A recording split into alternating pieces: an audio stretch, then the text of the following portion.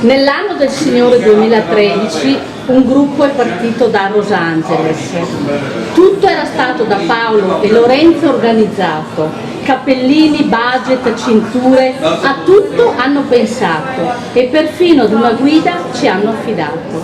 Chavat, Cevat, Shebat, ognuno a suo modo l'ha chiamato.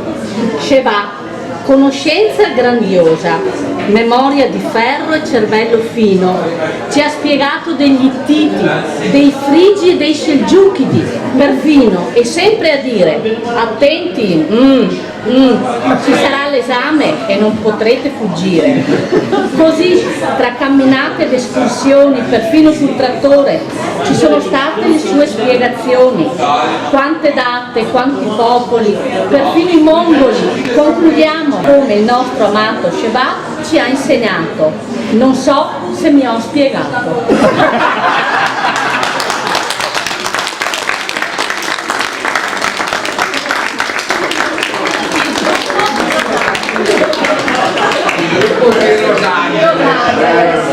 Puntualissimo.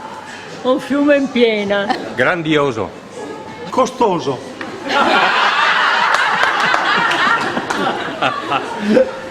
Molto colto. Ciavatto, un turco razza piave. Bravissimo. Eccezionale. Universale. Passionale. Splendido. È un piacere ascoltarlo. Irraggiungibile. Una grande memoria. Paziente. Bravissimo. Insuperabile. Un grande amico. Competente. Divertente, perché competente l'hanno già detto. Preparatissimo. Favoloso. Simpatico e molto preparato. Non so cosa dire. Super. Simpatico. Intelligente.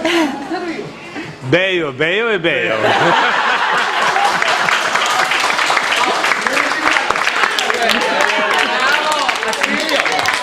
È già un aggettivo, vuol dire generoso. Ecco, ce l'ha. È un aggettivo.